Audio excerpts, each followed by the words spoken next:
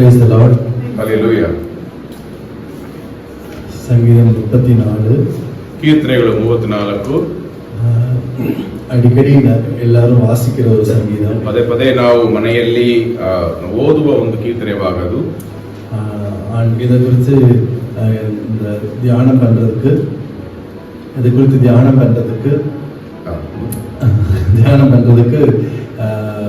ஜெபம் பண்ணிட்டு இருக்கும்போது ஆண்டவர் ஒரு சில காரியங்களை கற்றுக் கொடுத்தார். ಈ ಒಂದು ಕೀರ್ತನೆಯನ್ನು ನಾನು ಧ್ಯಾನಿಸುವಾಗ ಕರ್ತನು ನನಗೆ ಹೇಳಿಕೊಟ್ಟ ಕಾರ್ಯಗಳನ್ನು ನಾನು ನಿಮ್ಮೊಂದಿಗೆ ನಾನು ಹಂಚಿಕೊಳ್ಳ ಬಯಸುತ್ತೇನೆ. இந்த சங்கீதத்துல ஆண்டு கிருபையினால கர்த்தரை தேடுகிறவர்களுக்கு ஒரு நன்மையும் குறைபடாது. ಈ ಕೀರ್ತನೆ ಭಾಗದಲ್ಲಿ ಬರೆಯಲ್ಪಟ್ಟಿರುವ ಪ್ರಕಾರ ಕರ್ತರನ್ನು ಹುಡುಕುವವರಿಗೆ ಯಾವುದು ಮೇಲೆಗೂ ಕಡಿಮೆ ಇಲ್ಲ ಎಂದು ಸತ್ಯವೇದ ಹೇಳುವುದು. ஒரு ஆர்டர் ஆஃப் சர்வீஸ் இந்த 34 சங்கீதத்தில் இருக்கிறது ஆண்டு கற்றுக் கொடுத்தார். ಈ ಒಂದು ಕೀರ್ತನೆಯಲ್ಲಿ ಒಂದು ಆರಾಧನೆ ಕ್ರಮ ಇರುವುದನ್ನು ದೇವರು ನನಗೆ ಹೇಳಿಕೊಟ್ಟರು. முதல் வார்த்தை கர்த்தரை எக்காலத்திலும் ஸ்தோத்தரிப்பேன், அவர் துதி எப்போதும் என் வாயில் இருக்கும். ಮೊದಲನೇ ವಾಕ್ಯ ಈ ರೀತಿಯಲ್ಲಿ ಹೇಳುತ್ತದೆ, ನಾನು ಯೆಹೋವನನ್ನು ಎಡೆಬಿಡದೆ ಕೊಂಡಾಡುವೆನು, ಆತನ ಸ್ತೋತ್ರವು ಯಾವಾಗಲೂ ನನ್ನ ಬಾಯಲ್ಲಿ ಇರುವುದು ಎಂದು ಹೇಳುತ್ತದೆ. ஒரு பர்சனல் பிரேயர்ல ஸ்டார்ட் பண்ணி ಒಂದು ವೈಯಕ್ತಿಕ ಪ್ರಾರ್ಥನೆಯಲ್ಲಿ ಅದು ಪ್ರಾರಂಭವಾಗಿ ಅದು அப்படியே ಚರ್ಚ್ ವರ್ಷಿಪ್ ಚೇಂಜ್ ಆಗಿ ಅದು ಆಮೇಲೆ ಸಭೆ ಆರಾಧನೆಯಾಗಿ ಅದು ಬದಲಾಗುತ್ತದೆ. அப்படியே ஒரு சாட்சி பகுதியா அது மாறி ಅದು ಒಂದು ಸಾಕ್ಷಿಯಾಗಿ ಅದು ಬದಲಾಗಿ இறுதியா அது பிரசங்கமாக இந்த சங்கீதம் முடிகிறது. ಕೊನೆಯಾಗಿ ಅದು ಒಂದು ಸಂದೇಶವಾಗಿ ಶುಭ ಸಂದೇಶವಾಗಿ ಅದು ಮುಗಿಯುತ್ತದೆ. சங்கீதம் 34 முதல்ல சொல்லப்பட்டிருக்கிற வார்த்தை, நான் கர்த்தரை எக்காலத்திலும் ஸ்தோத்தரிப்பேன், அவர் துதி என் வாயில் இருக்கும். ಅದರಲ್ಲಿ ಹೇಳಲ್ಪಟ್ಟಿರುವ ಕಾರ್ಯ, ನಾನು ಯಾವಾಗಲೂ ಯೆಹೋವನನ್ನು ಎಡೆಬಿಡದೆ ಕೊಂಡಾಡುವೆನು, ಆತನ ಸ್ತೋತ್ರವು ಯಾವಾಗಲೂ ನನ್ನ ಬಾಯಲ್ಲಿ ಇರುವುದು. கர்த்தருக்கு என் ஆத்துமா மேன்மை பாராட்டும், சிறுமைப்பட்டவர்கள் அதை கேட்டு மகிழ்வார்கள். ಯೆಹೋವನಲ್ಲಿ ಹಿಗ್ಗುತ್ತಿರುವುದೋ, ಇದನ್ನು ದೀನರು ಕೇಳಿ ಸಂತೋಷಿಸುವರು. கர்த்தருக்கு என் ஆத்துமா மேன்மை பாராட்டும், சிறுமைப்பட்டவர்கள் அதை கேட்டு மகிழ்வார்கள். ನನ್ನ ಮನಸ್ಸು ಯೆಹೋವನಲ್ಲಿ ಹಿಗ್ಗುತ್ತಿರುವುದು, ಇದನ್ನು ದೀನರು ಕೇಳಿ ಸಂತೋಷಿಸುವವರು. அப்படி அவர் தனிமையில அவர் ஆண்டவரை துதித்து ஸ்தோத்திரித்ததுக்கு அப்புறம் சபைக்கு நாம் மூன்றாவது வார்த்தை, நாம் ஒருமித்து கர்த்தரை மகிமைப்படுத்துவோமாக அப்படி சொல்றாரு. ಅವರು ಏಕಾಂತವಾಗಿ ದೇವರನ್ನು ಸ್ತುತಿಸಿ ದೇವರನ್ನು ಅನುಭವಿಸಿದ ಮೇಲೆ ಅವರು ಅದನ್ನು ಸಭೆಗೆ ಬಂದು ತಿಳಿಸುವಂತವರಾಗಿರುತ್ತಾರೆ. ನನ್ನೊಡನೆ ಯೆಹೋವನನ್ನು ಕೊಂಡಾಡಿರಿ ಎಂದು ಅವರು ಕರೆಯುತ್ತಾರೆ. ನಾವು ಉಯರ್ತುವೋமாக, ನಾವು ಒಟ್ಟಾಗಿ ಆತನ ಹೆಸರನ್ನು ಗಣಪಡಿಸೋಣ ಎಂದು ಹೇಳುತ್ತಾರೆ. ஒருவேளை அவருடைய பர்சனல் பிரேயர் அவர்கிட்ட இல்ல அப்படின்னா அவருடைய கார்ப்பரேட் பிரேயர் வேல்யூ இல்லாம போயிடும். ಒಂದು ವೇಳೆ ಅವರಲ್ಲಿ ವೈಯಕ್ತಿಕವಾಗಿ ಪ್ರಾರ್ಥನೆ ಇಲ್ಲದಿದ್ರೆ ಅವರು ಸಭೆಯಲ್ಲಿ ಬಂದು ಈ ರೀತಿ ಹೇಳೋಕೆ ಆಗಲ್ಲ.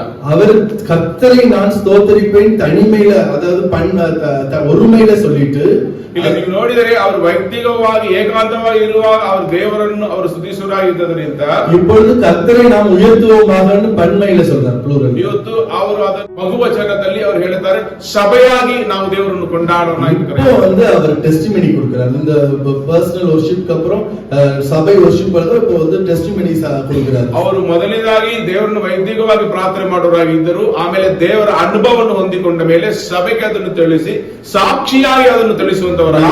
சொல்றாரு, நான் கர்த்தரை தேடினேன், அவர் எனக்கு செவி கொடுத்து என்னுடைய எல்லா பயத்துக்கும் என்னை நீங்களாக்கினார். ಇಲ್ಲಿ ನೀವು ನೋಡಿದರೆ 4ನೇ ವಾಕ್ಯದಲ್ಲಿ, ನಾನು ದೇವರನ್ನು ಬೇಡಿಕೊಳ್ಳಲು ಆತನು ಸದುತ್ತರವನ್ನು ಕೊಟ್ಟು ಎಲ್ಲಾ ಭೀತಿಯಿಂದ ನನ್ನನ್ನು ತಪ್ಪಿಸಿದನು ಎಂದು ಸಾಕ್ಷಿಯಾಗಿ ಅದನ್ನು ಹೇಳುತ್ತಾರೆ. ಅದು ಸಾಕ್ಷಿಯಾಗ ಮಾರುகிறது 4வது ವಚನದಲ್ಲಿ. ಅವರ ವೈಯಕ್ತಿಕವಾಗಿ ಇರುವ ಪ್ರಾರ್ಥನೆ ಅನುಭವವು ಸಭೆಗೆ ಸಾಕ್ಷಿಯಾಗಿ ಬದಲಾಗುವುದನ್ನು ನಾವು ನೋಡುತ್ತೇವೆ. அது எப்படி கர்த்தர் விடுவித்தார்னு அவர் சொல்றாரு, கர்த்தருக்கு பயந்தவர்களை அவருடைய தூதர் ಸೂಳ ಪಾಳೆಯ ವರೆಗೆ ಅವರ್களை ವಿಡುವಿಕ್கிறார். ಇಲ್ಲಿ ನೀವು ನೋಡಿದ್ರೆ ಅವರು ಹೇಗೆ ದೇವರು ಬಿಡುಗಡೆ ಮಾಡಿದರು ಅಂದ್ರೆ, ಸ್ವರ್ಗೀಯ ದೂತರು ಅವರನ್ನು ಆವರಿಸಿಕೊಂಡು ಬಂದು ಅವರಿಗೆ ಸಹಾಯ ಮಾಡಿ ಬಿಡುಗಡೆ ಮಾಡಿದರು. ಸಾಕ್ಷಿ சொல்றாங்க, எப்படிலாம் கர்த்தர் என்னை விடுவித்தார். ಇಲ್ಲಿ ಅವರು ಸಾಕ್ಷ್ಯ ಹೇಳಿದ್ದಾರೆ ಯಾವ ರೀತಿಯಲ್ಲಿ ದೇವರು ತನ್ನನ್ನು ಬಿಡುಗಡೆ ಮಾಡಿದರೆಂದು.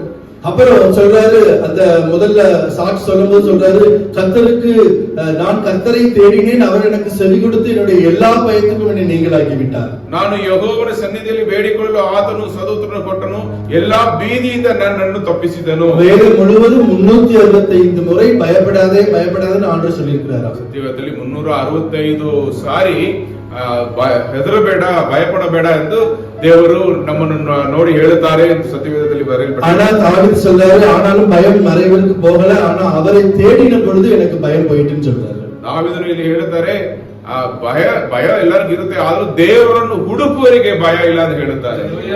அதனால அந்த வசனத்தை பயன்படுத்துறார். திரும்பி 4வது வசனத்தை சொல்றேன், நான் கர்த்தரை தேடினேன், அவர் எனக்கு செவி கொடுத்து என்னுடைய எல்லா பயத்துக்கும் என்னை நீங்களாக்கி விட்டார். 4ನೇ ವಾಕ್ಯದಲ್ಲಿ ಬರೆದಿರುವ ಪ್ರಕಾರ ನಾನು ದೇವರನ್ನು ಹುಡುಕಿದೆ, ಅವರು ನನ್ನ ಪ್ರಾರ್ಥನೆಗೆ ಕಿವಿಗೊಟ್ಟು ನನಗೆ ಬಿಡುಗಡೆ ಕೊಟ್ಟರು ಎಂದು ಹೇಳುತ್ತದೆ. அடுத்த வசனம் தொடர்ந்து அவர் சாட்சியை தொடர்கிறார். இந்த ஏழை கூப்பிட்டான், கர்த்தர் கேட்டு ಅವனுடைய ಎಲ್ಲಾ ಇಡುಕಣ್களுக்கும் ಅವனை ನೀங்களாக்கಿ. ನಾವು ನೋಡುವ ಕಷ್ಟದಲ್ಲಿ ಇದ್ದ ಈ ಮನುಷ್ಯನು ಮೊರೆಯಿಡಲು ಯೆಹೋವನು ಕೇಳಿ ಎಲ್ಲಾ ಬಾಧೆಗಳಿಂದ ಬಿಡಿಸಿದನು ಎಂದು ಹೇಳುತ್ತಾರೆ. இப்படி கர்த்தர் எப்படி எல்லாம் விடுவித்தார் என்று அவர் சொல்லிக்கிட்டே இருக்கிற பொழுது அவர் அதை கம்ப்ளீட் பண்ணிட்டு அவர் உடனே 11வது வசனத்தை பார்க்கும்போது அவர் பிரசங்கத்துக்கு வருகிறார். ಈ ರೀತಿಯಲ್ಲಿ ಅವರು ಒಂದೊಂದಾಗಿ ಹೇಳಿಕೊಂಡು ಬರ್ತಾ ಇರುವ 11ನೇ ವಾಕ್ಯದಲ್ಲಿ ಒಂದು ಶುಭ ಸಂದೇಶವನ್ನು ನೀಡುತ್ತಾರೆ. பிள்ளைகளே வந்து எனக்கு செவி கொடுங்கள், கர்த்தருக்கு பயப்படுதலே உங்களுக்கு போதிப்பேன். ಮಕ್ಕಳಿರ ಬನ್ನಿರಿ, ನನ್ನ ಮಾತನ್ನು ಕೇಳಿರಿ, ನಾನು ಯೆಹೋವನ ಭಯವನ್ನು ನಿಮಗೆ ಕಲಿಸುವೆನು ಎಂದು ಹೇಳುತ್ತಾರೆ. பயந்தா என்னென்ன நன்மைகள்லாம் நடக்கும் அந்த பிரசங்கத்துல ஒரு பாயிண்டா சொல்றாரு. ಕರ್ತನ ಭಯ ಉಳ್ಳವರ ಜೀವನದಲ್ಲಿ ಏನೇನು ಆಶೀರ್ವಾದಗಳನ್ನು ಅವರು ಪಡೆಯುತ್ತಾರೆ, ಏನೇನು ದೇವರು ಮಾಡುವರೆಂದು ಅವರಿಗೆ ಹೇಳಿಕೊಡುತ್ತಾರೆ. கர்த்தருடைய பரிசுத்தவான்களே அவருக்கு பயந்திருங்கள், அவருக்கு பயந்தவர்களுக்கு குறைவில்லை. ಅವ್ರು ಹೇಳ್ತಾರೆ, ದೇವರ ಪರಿಶುದ್ಧ ಸೊಕ್ಕಿಯ ಜನರೇ ಅವರಿಗೆ ಭಯಪಡಿರಿ, ಅವ್ರು ಭಯಪಡೋರಿಗೆ ಯಾವ ಕೊರತೆಯೂ ಉಂಟಾಗುವುದಿಲ್ಲ ಎಂದು ಹೇಳುತ್ತಾರೆ. சிங்கக்குட்டிகள் தாழ்ச்சி அடைந்து பட்டினியா இருக்கும், கர்த்தரை தேடுவர்களுக்கு ஒரு நன்மையும் குறைபடாது. அல்லேலூயா. ಪ್ರಾಯದ ಸಿಂಗ ಹಸಿವೆಯಾಗಿ ಇರಬಹುದು, ಆದ್ರೂ ದೇವರನ್ನು ಹುಡುಗ ಯಾವ್ದು ಮೇಲೂ ಕಡಿಮೆ ಇಲ್ಲ ಅಂತ ಹೇಳುತ್ತಾರೆ. இப்படி ஒவ்வொரு நன்மையா சொல்லிட்டு இருக்காரு. முதல்ல சாட்சி கொடுக்கும் பொழுது ஆண்டவர் கிருபையினால இன்னைக்கு கூட இந்த வர்ஷிப் பகுதியில கர்த்தர் உறுதிப்படுத்தினார். அவர்கள் அவரை நோக்கி பார்த்தார்கள், அவருடைய முகங்கள் பிரகாசம் அடைந்தது. ನೋಡಿದರೆ ಈ ಆರಾಧನೆ ವೇಳೆಯಲ್ಲಿ ಕೂಡ ದೇವರನ್ನು ಹುಡುಕಿ ಅವರು ದೃಷ್ಟಿಸುವವರ ಮುಖಗಳು ಪ್ರಕಾಶವನ್ನು ಹೊಂದುತ್ತದೆ ಎಂದು ಈ ಆರಾಧನೆಯಲ್ಲಿ ನಾನು ಕೂತಿರುವಾಗ ಅದನ್ನು ನನಗೆ ಸ್ಪಷ್ಟಗೊಳಿಸಿದರು, ದೃಢಪಡಿಸಿದರು ಆ ವಾಕ್ಯವನ್ನು. இப்படி கர்த்தர் அவர் சாட்சி சொல்லிட்டு பிரசங்கம் சொல்லும் பொழுது கர்த்தருக்கு பயப்படாத ஒவ்வொரு நன்மையும் அவர் சொல்லிக்கிட்டே வரார். ಇಲ್ಲಿ ದೇವರಿಗೆ ಭಯಪಟ್ಟು ದೇವರ ದಾರಿಯಲ್ಲಿ ನಡೆಯವರಿಗೆ ಸಿಕ್ಕುವ ಮೇಲುಗಳನ್ನು ಆಶೀರ್ವಾದಗಳು ಒಂದೊಂದಾಗಿ ಹೇಳುತ್ತಾ ಬರ್ತಾ ಇದ್ದಾರೆ. அதுதான் சிங்கக்குட்டிகள் தாழ்ச்சி அடைந்து பட்டினியா இருக்கும், கர்த்தரை தேடுவதற்கு ஒரு நன்மையும் குறைபடாது. ಪ್ರಾಯದ ಸಿಂಹಗಳಾದರೂ ಹೊಟ್ಟೆಗಿಲ್ಲದೆ ಹಸಿದಾವು, ಯೆಹೋವನ ಸನ್ನಿಧಿಯಲ್ಲಿ ಬೇಡಿಕೊಳ್ಳುವವರಿಗೆ ಯಾವ ಮೇಲೂ ಕಡಿಮೆಯಾಗುವುದಿಲ್ಲ. அதுக்கப்புறம் அவர் கர்த்தருக்கு பயப்படுறவர்களுக்கு என்னெல்லாம் நடக்கும் அப்படிங்கறதுல நீடித்த நாட்களை விரும்பி, தன் ஜீவனை விரும்பி, நீடித்த நாட்களை விரும்பி அதை அபேட்சிக்கிற மனுஷன் யார் அப்படின்னு சொல்லி ನೋಡಿದರೆ ನಮ್ಮ ಜೀವನದಲ್ಲಿ ದೀರ್ಘ ಆಯುಷು ಬೇಕು, ಎಲ್ಲರೂ ತುಂಬಾ ವರ್ಷಗಳು ಬದುಕಬೇಕು ಎಂದು ಬಯಸ್ತಾರೆ. ಯಾರಿಗೆ ಅದು ಸಿಗುತ್ತೆ ಎಂದು ದಾವೀದನು ಹೇಳುತ್ತಾನೆ, நீடித்த நாட்களை யாருக்கு கிடைக்கும்? கர்த்தருக்கு பயப்படுவதற்கு தான் நீடித்த நாட்கள் கிடைக்கும். ಕರ್ತನ ಭಯ, ಯಾರು ಕರ್ತರಿಗೆ ಭಯಪಟ್ಟು ಬದುಕುತ್ತಾರೋ ಅವರಿಗೆ ಅದು ಸಿಗುತ್ತೆ ಎಂದು ಅವರು ಹೇಳುತ್ತಾರೆ. கர்த்தருக்கு பயப்படுதல் ஆயுசு நாட்களை பெருக பண்ணும். ಕರ್ತನ ಭಯ ನಮ್ಮ ಆಯುಷು ನಾட்ಗಳನ್ನು ಹೆಚ್ಚಾಗಿಸುತ್ತದೆ ಎಂದು ನಾವು ನೋಡುತ್ತೇವೆ. அப்படி அவர் சொல்லிட்டு அடுத்தது சொல்றாரு, என்னெல்லாம் நம்ம கர்த்தருக்கு பயப்படுறத தாண்டி என்னெல்லாம் நம்ம டூ அண்ட் டோன்ட்ஸ், என்னெல்லாம் பண்ணணும் பண்ணக்கூடாதுன்னு ஒரு பிரசங்கம் பண்றாரு. ಇಲ್ಲಿ ನೀವು ನೋಡಿದ್ರೆ ಆಮೇಲೆ ಅವರು ಹೇಳ್ತಾ ಇರೋದು ನಾವು ಏನು ಮಾಡಬಹುದು ಏನು ಮಾಡಬಾರದು ಎರಡನ್ನು ಅವರು ಹೇಳುತ್ತಾರೆ. அவர் சொல்றாரு, தீமையை விட்டு விலகி நன்மை செய், ಕೆಟ್ಟದನ್ನು ಬಿಟ್ಟು ಒಳ್ಳೆಯದನ್ನು ಮಾಡು, சமாதானத்தை தேடி அதை தொடர்ந்து கொள், ಸಮಾಧಾನವನ್ನು ಹಾರಿಸಿ ಅದಕ್ಕಾಗಿ ಪ್ರಯತ್ನ ಪಡು. அப்படி அவர் தொடர்ந்து அவர் பிரசங்கம் பண்ணிட்டு அதற்கு பின்பு தேவன் தேவன் ஒருவருக்கு மாத்திரம்தான் தேவன் விரோதமா இருக்கிறார் சொல்றார். ಇಲ್ಲಿ ನೀವು ನೋಡಿದ್ರೆ ಇದರಲ್ಲಿ ಅವರು ಒಬ್ಬರಿಗೆ ಮಾತ್ರ ದೇವರು ವಿರೋಧವಾಗಿ ಇದ್ದಾರೆ ಎಂದು ಅವರು ತಿಳಿಯಬಹುದು. தீமை செயல்களுக்கு விரோதமாக அவருடைய முகம் இருக்கிறது. ಇಲ್ಲಿ ಕೆಟ್ಟದನ್ನು ಯಾರು ಪಾಪ ಮಾಡುತ್ತಾರೋ ಅವರಿಗೆ ವಿರೋಧವಾಗಿ ದೇವರು ಇದ್ದಾರೆ ಎಂದು ಅವರು ಹೇಳುತ್ತಾರೆ. நன்மை செயல்களுக்கு அவர் நீதிமான்களையோ அவருடைய செவி திறந்திருக்கிறது.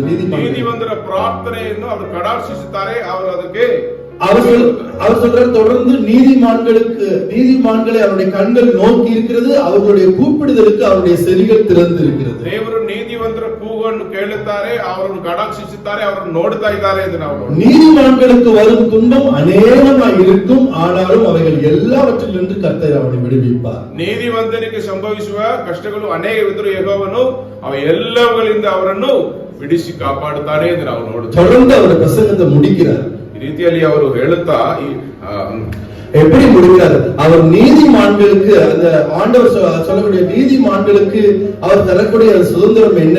அவர்கள் மேல் ஒருபோதும் குற்றம் சுமராது. ಇಲ್ಲಿ ಅವರು ಹೇಳ್ತಾರೆ, ಅವರ ಮೇಲೆ ನೀತಿವಂತರಾಗಿ ಬದುಕುವ ಮೇಲೆ ಯಾವ ಅಪರಾಧವೂ ಬರುವುದಿಲ್ಲ ಅಂತ ಹೇಳುತ್ತಾರೆ.